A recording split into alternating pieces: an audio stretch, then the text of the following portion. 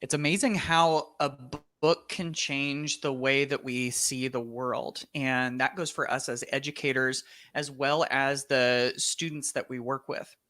And that transformation really comes out of the way that we process the book and then what we can do with it afterwards too. And so if you're looking to have some really great conversations out of some books that you and or your students and or the teachers that you work with read, then you are in the right place, because we're going to be talking all about ways to bring those conversations from those books into the world and, really drive them forward in a dynamic way. And HyperDocs is going to play a big part of that. So super, super excited to have you joining us in this video. If you're watching this live, hey there, thanks for joining us.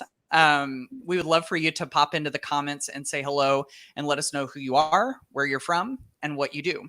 And if you're watching this on the replay, we're so glad that you found it. And so my name's Matt Miller. I'm the author of Ditch That Textbook. Below me is Holly. You want to do a quick introduction? I'm Holly from San Diego, and Infused Classroom is my jam. But look, Matt, I just noticed what's sitting next to me. What is sitting next to you, Holly? Oh, that looks familiar.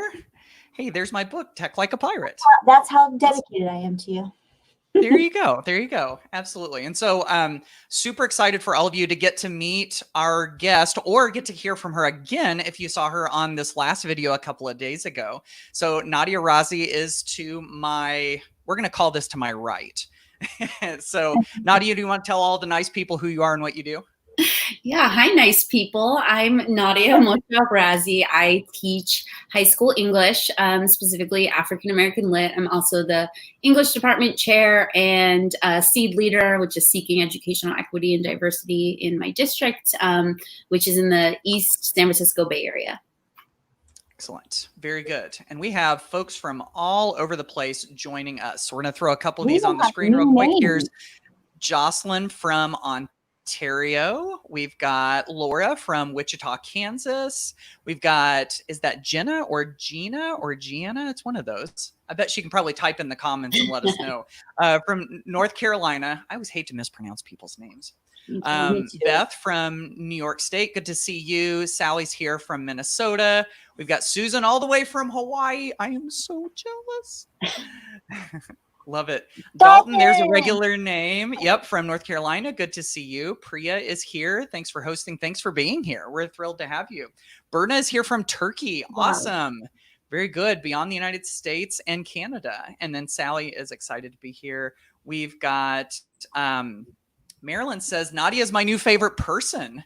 Excited to hear from you again. Marilyn is back. I love it. Awesome. Catalina is also here from Georgia, just ordered my new book. Thank you for that. Appreciate it. And then we've also got Jane here from Connecticut. So awesome. Good stuff. Good to have all of you here. A really wide reach of people. We're always thrilled at the folks that show up and the questions that they ask and all of that. So yeah. We have a Millbrae teacher, by the way, I saw in the chat.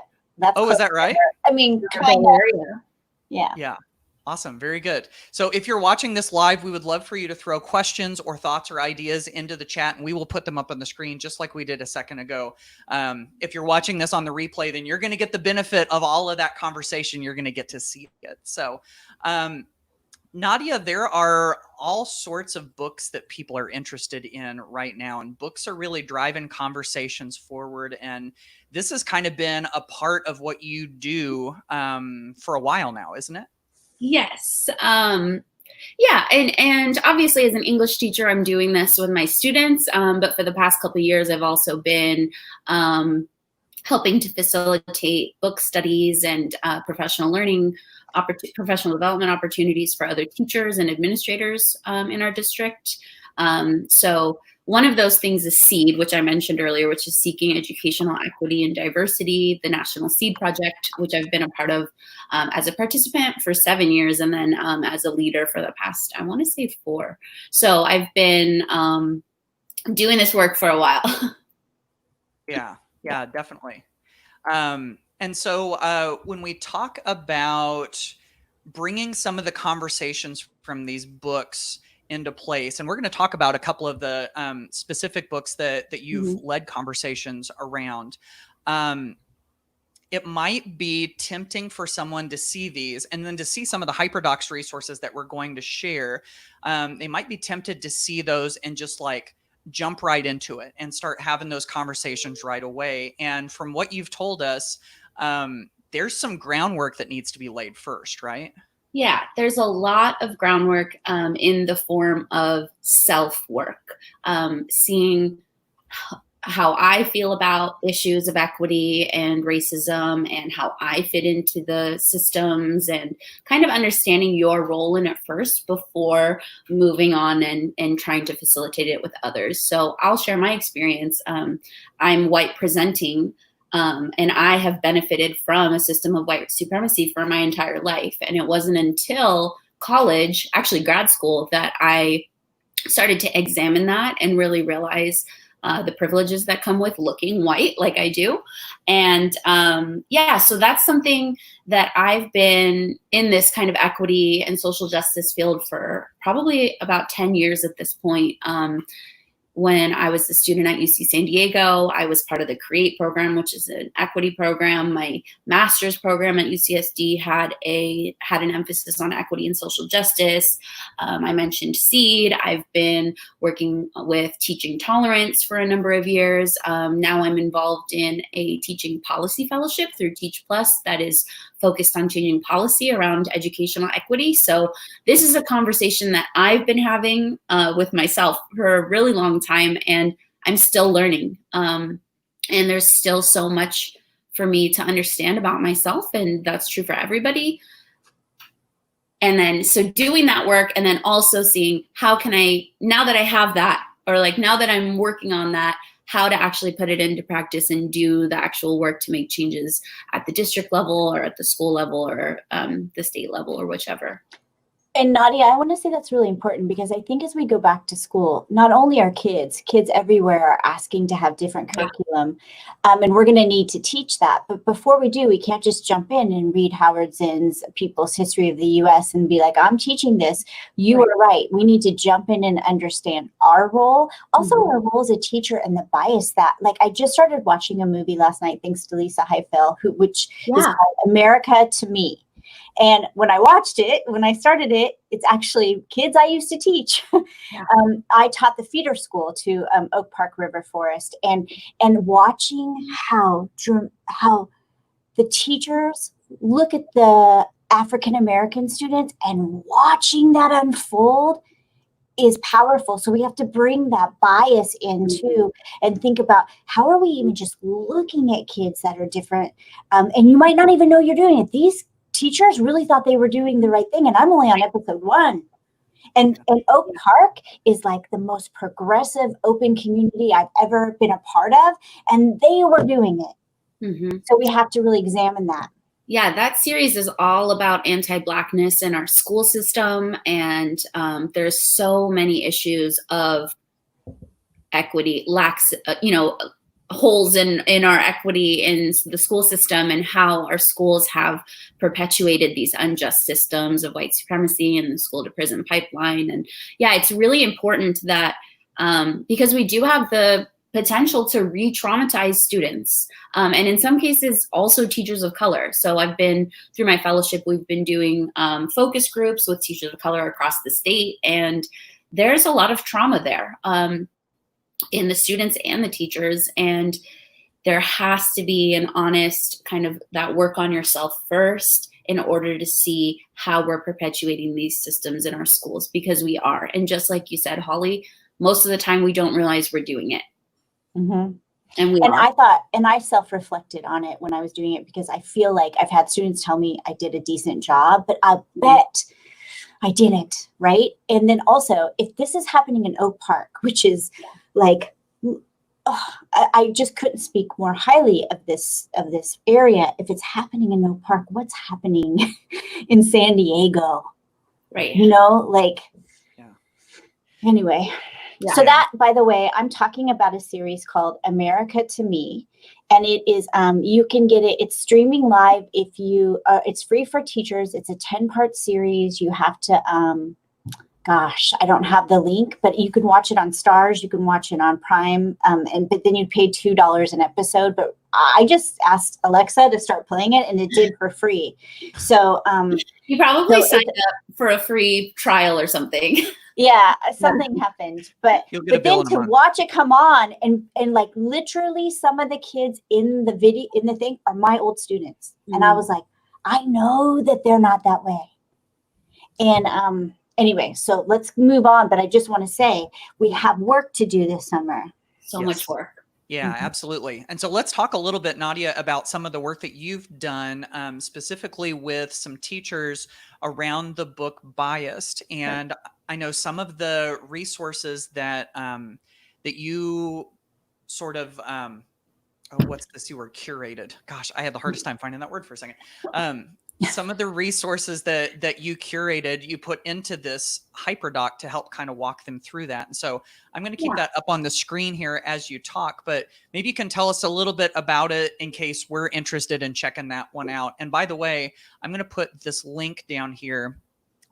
This is where you can go find lots of HyperDocs that Nadia has created around, books and topics related to, the injustices and inequities and all of that. So, Nadia, take it away on this one.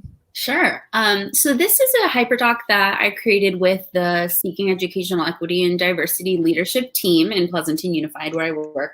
And we wanted to do a book study on this book. I wish I just lent it to my friend, so I can't show it to you, but imagine that it's here. And this is one of the best books that I've ever read, and I highly recommend that every single person read it. Just like Holly was saying about all of these implicit biases, associations that we have that we don't even realize that we have.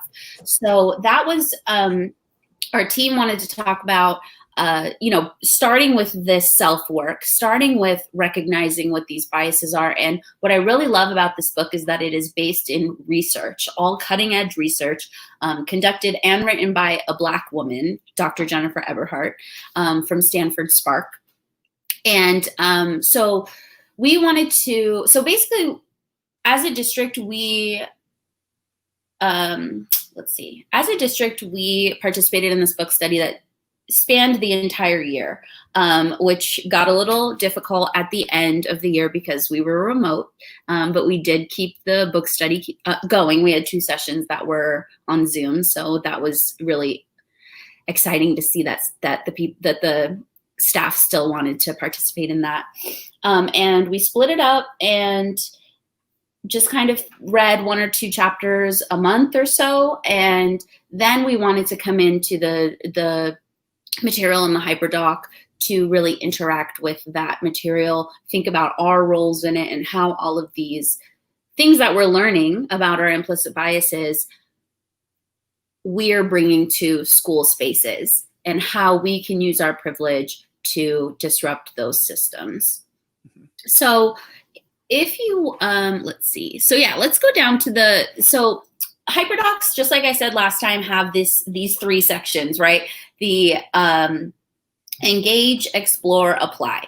And so in the, sorry, I'm losing my words too, Matt. It is contagious.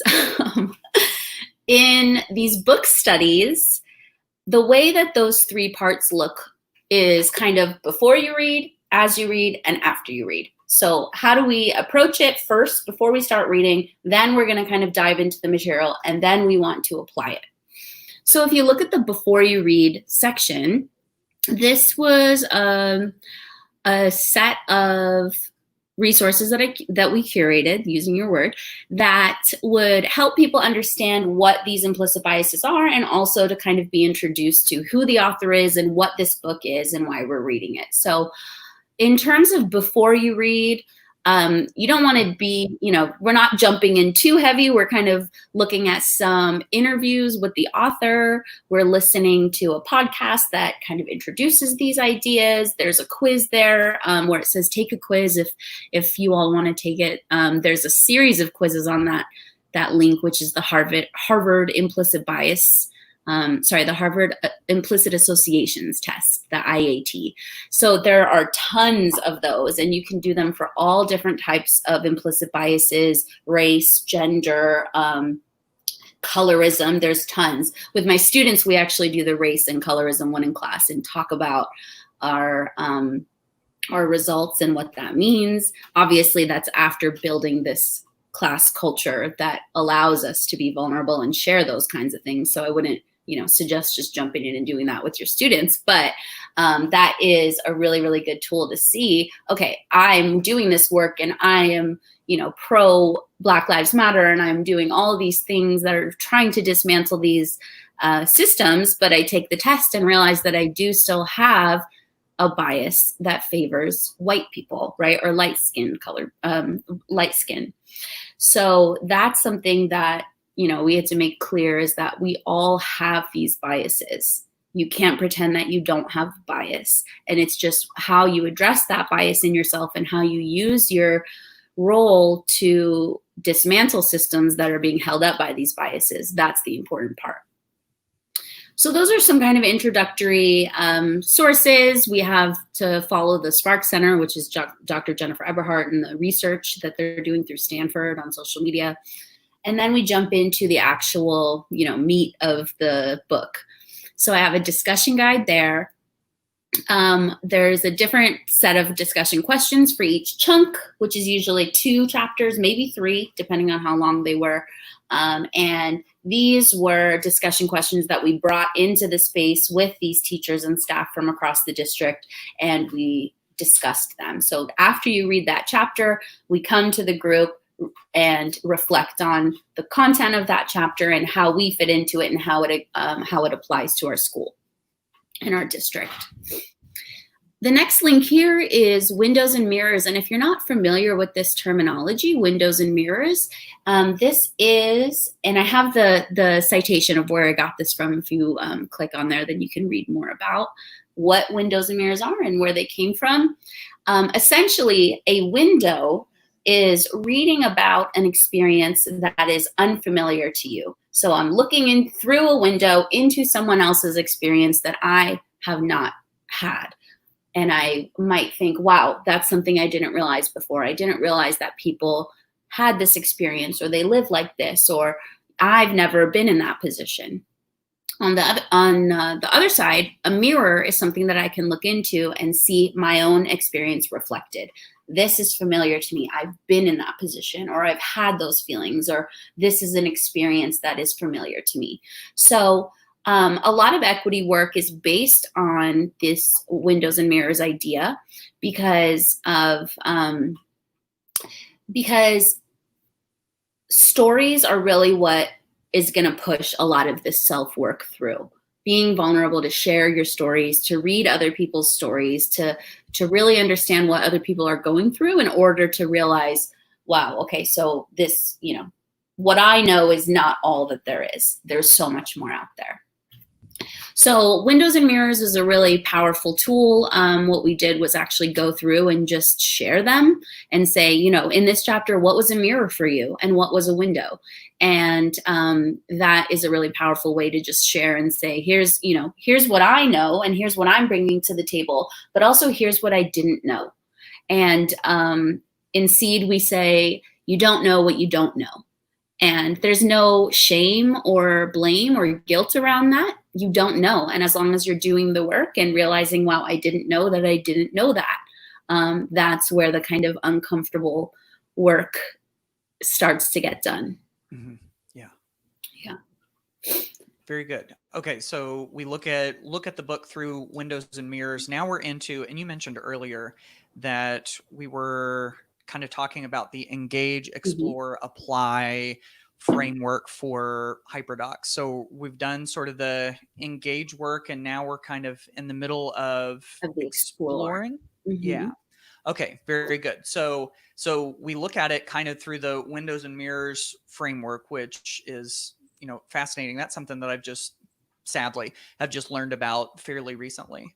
And then you've got further reading down here. And so that kind of is the sum total of the experience, right? Yeah, definitely. And just kind of all right, so I've read this book and I've engaged in the material and I know that I have biases, now what?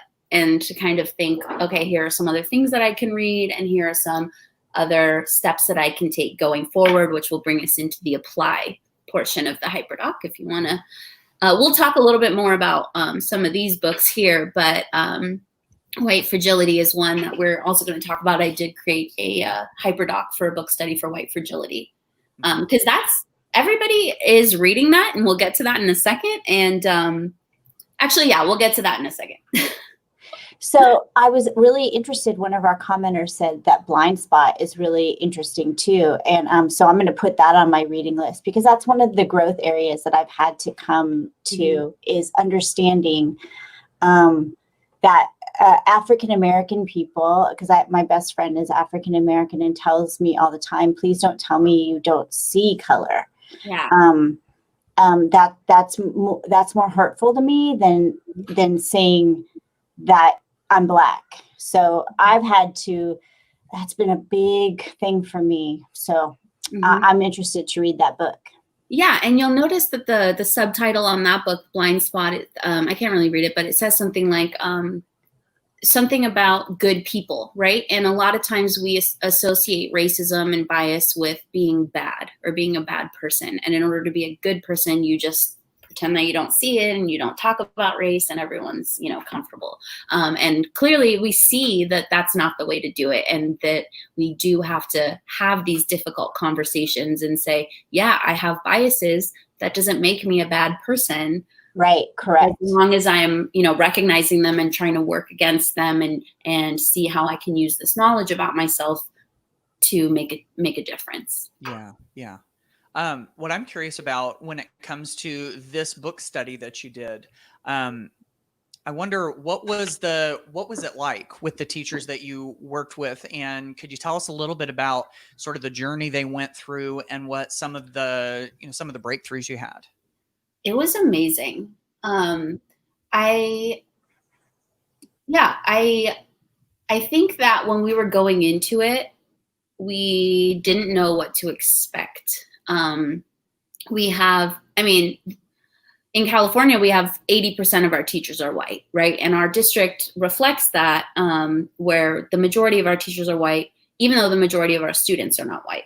So we were a little nervous, and just didn't know what to expect. Are people going to be open to this? Are we going to be able to have these conversations? And I think that a lot of what made it so successful was the facilitation. I'll shout out my friend, Jenna Hewitt-King, who teaches in Pleasanton and did an amazing job of facilitating this book study in a way that is thoughtful and mindful, and really created a safe space for people to share their experiences and say, we had a couple of breakthrough moments when teachers or staff shared, you know what, I read this and I realized that I had done this before and it didn't even occur to me. And things like, okay, we'll go back to, when you were saying earlier about how, I hate, pronouncing students' names, people's names wrong. That was something that came up in our discussions where a teacher would say, you know what, I am realizing now that I wasn't saying my students' names correctly, or there were two Asian students that I always got their names mixed up, and recognizing that doesn't make you a bad person necessarily, but to realize, okay, I have an implicit bias that for whatever reason that this happened in my classroom, and now I need to act and do something to counteract and to disrupt those systems. Yeah. So yeah, it was really, I think that it was personally exceeded my expectations, because we didn't know what was going to come of it. So we did have a lot of really difficult conversations. There are a lot of people who are married to police officers, and they would bring those experiences in, because there is a chapter in Biased that kind of deconstructs these police interactions and what the bias is that these police officers had, that's backed by research and that influence their actions. So there's a lot of difficult conversations that we had, and I think that it was a really productive experience. And I'm hoping that we can continue to do it next year. Who knows what anybody's doing next year with anything. So we're not thinking about that right now. That's so true. And as we move to the next book, which is by a white author, which gives it it's a little different. So my friend Ken, who I just talked about a minute ago, says, don't start with this book. But one of the things that was easier to hear from a white person as I read it a little bit, and I don't know if it was easier to hear from a white person because I try to do a lot of work, but she says that something you just said, don't equate racism. Racism's bad. I'm not bad. Therefore, I'm not racist. It's a much bigger thing than that. Right. And it's not bifurcated into, I don't do anything bad to certain people, so I'm not racist. And I really, to be honest and open and vulnerable here, I've struggled with this with my mother. Like, she really believes that she's not racist, and I'm trying to help her understand that maybe it's possible that she needs to look at some of her biases. That's something that I'm sorry, somebody's, mowing the lawn outside or something. So I don't know if you can hear it. You're good. We can still hear you. Okay, thank you. That's something that I was thinking about if I wanted to do a HyperDoc with white fragility. I know a lot of my colleagues are reading it or have expressed interest in reading it. But like you said, Holly, this book is written by a white woman. And there are so many books out there that are written by people of color that haven't gotten the success that this book has. This has been on, recently #1 on the New York Times bestseller for I don't know how long. 2 years. Right. I mean, and as soon as it came out, right, people were like, wow, have you read this book? It totally changed my frame of mind. It doesn't mean that I'm a bad person because I'm racist, but racism is more of a system that I'm a part of and that I have benefited from, and really kind of examining that. There's a book called So You Want to Talk About Race, and it's written by Ijeoma Oluo. I hope that I said that correctly. And she recently shared, oh my God, wait. There he is. I know. That's right. He's watching. Did we just say it at the same time? You guys said it at the same time. I popped it onto the screen just as you were saying that. Wow. How about that? This is Ken, who I keep talking about. Okay, Ken. So yeah, I mean, and she was posting, you should follow her. She's the best. But she was posting about, it's not enough to just read a book and then say, okay, I'm not racist anymore. And what you really need to do is, she did she gave an analogy of a house that's on fire. And so your neighbor's house is on fire and they're asking for help. Then you wouldn't go out and read a book that's like, oh, I'm going to read about the history of fire. Or maybe you do, but at the same time you say, how can I help? And what can I actually do? And what are the actions that I could do to help you with your house that's on fire right now? I'm paraphrasing. She said it much better. But so with this, I really wanted to, if you scroll down to the apply section of this one, and this is something that I worked on with Lisa Heifel, shout out Lisa, that you'll notice that the next steps in this HyperDoc down at the bottom are split into 2 columns. That is one next step at the very, very bottom. Next steps on your own. So how you continue to examine your own biases and how you fit into these systems. And then there's also the other column that says next steps at your school. And what are the actual action items that you can take to recognize that our schools and our districts are built on these systems that have upheld white supremacy forever. And how can we work on dismantling those? Yeah. Do you want me to walk through this one or? Yes, absolutely. Yeah. Sorry, I was trying to capture something you said in a banner I was going to put up down there and I kind of quit paying attention. So totally please do. That would be fantastic. Not me. So this one follows the same kind of progression where it has the before you read, and then it has the discussion guides and the windows and mirrors. And then we have these next steps.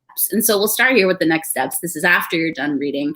But there is a series of links in here that you can explore on the on your own section to kind of really think about what it means to be an anti-racist educator and how you can use privilege in order to kind of fight against these systems that are unjust and that have disproportionately affected our students of color.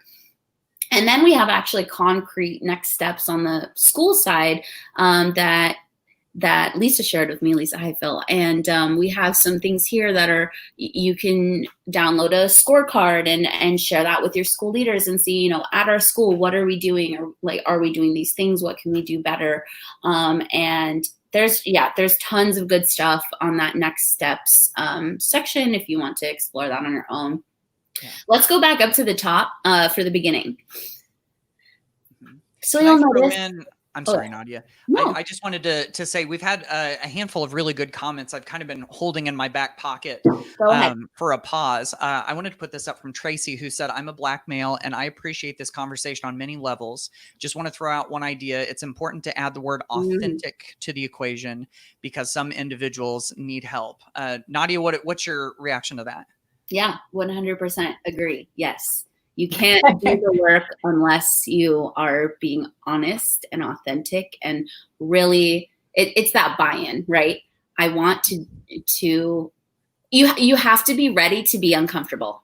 You have to have these uncomfortable discussions. You have to push yourself past your comfort level and be authentic and really examine, you know, I've done these things and I have benefited from white supremacy and white privilege my whole life, and even if I don't consider myself white. And so thank you for sharing that, Tracy. That's 100%. Yeah, we had another one from Jocelyn who said another very interesting book is Race After Technology. The foreword is a challenging read, but the main parts are great. Yeah, I haven't read that one yet. My mom told me, shout out to my mom, hey Joy, giving everyone shout outs. Is she watching, by the way? She's gonna watch the replay. She watched the live. Hi, Mom. So I haven't read that one yet, but it's on my list. So thank you for that. Very good. And then, go ahead. Hi, Lisa. I was going to put Lisa up here too. So Lisa Highfill is one of the co-creators of HyperDocs. We keep talking about HyperDocs during this video. And Lisa works in Pleasanton, which is where Nadia works. And Lisa said, I love that this book club invited more than just teachers to the conversation. Administrators, teachers, community members. This is when powerful conversations can happen. That's amazing. Yeah. And I know when White Fragility and Ken recommended it to me, like I said, at the beginning when it first came out. When it came out, I bought books for everyone in my family. And gosh, how great would it have been if I could have sent this HyperDoc along with it, you know? You still can. I know, because I know my family. They probably haven't read it. I mean, like I said, I've been doing this work for so long and I'm still learning. And I reread White Fragility in order to make this HyperDoc this past this is brand new, you guys. This is like exclusive content. I just reread it last weekend and made this HyperDoc, and there were still so many things that resonated with me on the reread. And you could definitely benefit from reading it multiple times and just reminding yourself. One thing I will say is that on the last comment before Lisa, how challenging the read is. And I'll say I was very surprised at when I was reading White Supremacy. Sorry, I'm so sorry. What you do want to read next is the Me and White Supremacy workbook is what I was going to say. But when I was reading White Fragility by Robin DiAngelo, really sorry for that slip up, is that how challenging it was. And the first time I read it, I was like, wow, a lot of white educators are reading this and finding a lot of value in it, and that's awesome. And I'm surprised that they were ready to have such a tough conversation. And I think that, just like you said, Holly, I think that a lot of that comes from the fact that Robin DiAngelo is white, and she has framed it in a way that says, look, I'm white too, and I had all these things happen to me, and here are my experiences, and we as white people need to do this, right? So I think that the way that it's written is really, really accessible to people who are starting to do the work, who don't know where to start, but just as a starting point. It doesn't mean you read it and you're done. right? There are so many, just like I said, so many books by people of color that are worth a read. Yeah, there's so much. There's so much to say. I could keep talking. Yeah. That's right. Yeah. We could keep coming on videos over and over and over again, Like once a week. Yeah. Yeah. Speaking, since we were talking about moms earlier, there's my mom. There you go. All right. I love that. So Nadia, this has been fantastic. We have lots of resources that we can work from. And I keep putting this banner down at the bottom because my goodness, there is a ton of stuff here. If you go to this link down here, if you haven't already, by the way, if you're watching this, go ahead and go there, while we're talking. But, each one of the HyperDocs that she's been talking about, in fact, let me put it up on the screen real quick. Each one of this is where you go when you follow that link. And each one of these is a HyperDoc that has all sorts of resources. And so whether you're working with a group of educators, if you're working with students, if you're just reading through it yourself, I mean, there is a ton of great stuff to help you reflect and extend and explore, and all of those things that HyperDocs really exist for are all right here. And by the way, we do keep mentioning this word HyperDocs. I wanted to put on the screen real fast. Here's the link to the HyperDocs website. If you're interested in more resources about how to build these, where to find some existing ones, how to use templates to make them, this is a great resource as well. HyperDocs.co. Go check that out, and that'll. And they have an academy on how to create these that you can do for free. So if you log into the website, you get access to this academy. So if you like what's happening here, that's a really good place to start. And also, someone just put in the thing, Robin DiAngelo did a podcast with Teaching While White. I'm glad that you put that up. I've actually heard that, and it is really, really good and important to listen to. That America, to me, is a really good thing to also begin watching. And then if you are looking for any kind of reading for your students, Stamped, the remix by Dr. Kendi is also a good place to start. And even you could unpack some of your own stuff along with the kids. Yeah, that one, the remix, and it's for young adults. Really good places to start. And we do have some work to do this summer to make sure that, that as a history teacher, and history is like what my national board certification is in, and my college degree. And so I'm very passionate about it. As a history teacher, that I'm not telling the stories of the dominant culture only. And it takes a while to get to know that, but it's work that has to be done this summer. It has to be done. Because our country is at a boiling point. Yes. And I will say the podcast, thank you for highlighting that. The podcast is included in the Before You Read section of the HyperDoc.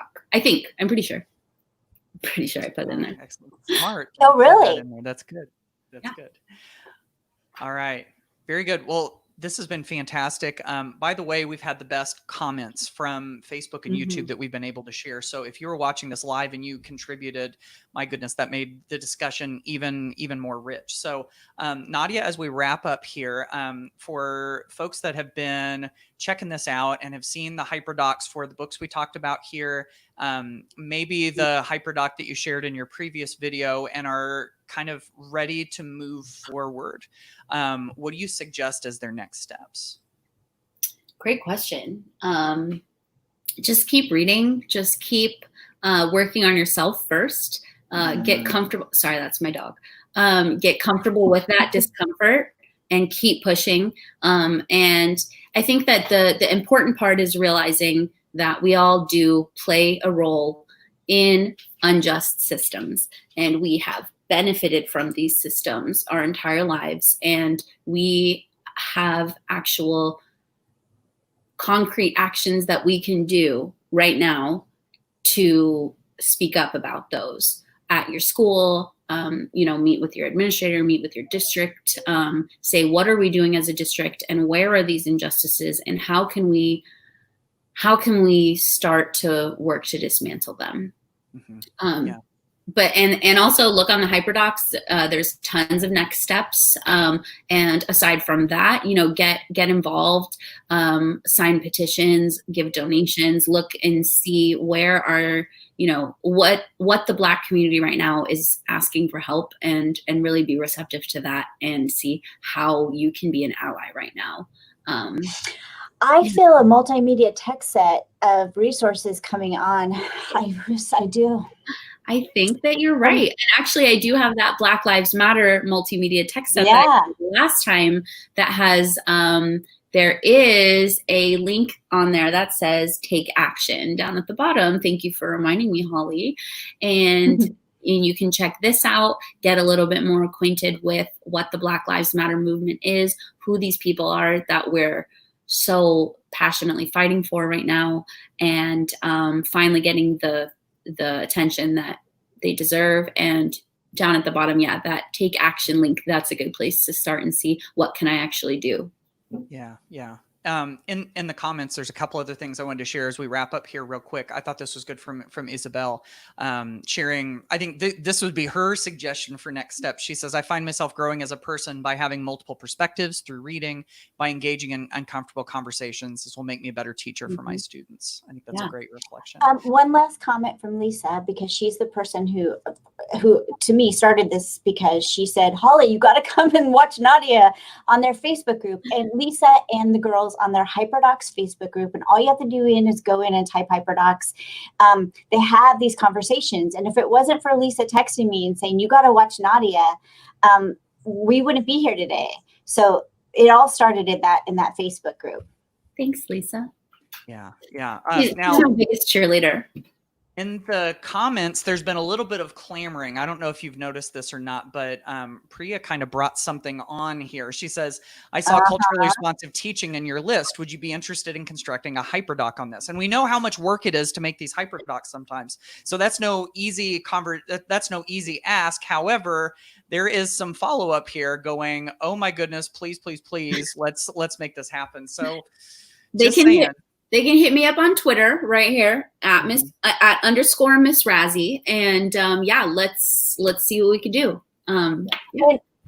And go to the HyperDocs group, because I saw someone say, can you add it to the slide deck or to this so I can find it in the fall? So here's my recommendation. Do two things. Go to Infused Classroom Facebook group. Just go to Facebook and put in Infused Classroom, and then go to HyperDocs, because both of us will share out anything that's made.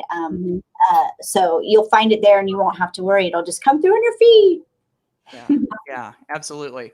Well, I would say how much, I will say how much I really appreciate this conversation, but I wouldn't be the only one saying it, because if you go down through the comments, we can see all of the thankfulness that is coming from everyone about this conversation. So Nadia, this is our standing ovation to the work that you've been doing for a while, and for being so willing to just share it so freely with everyone.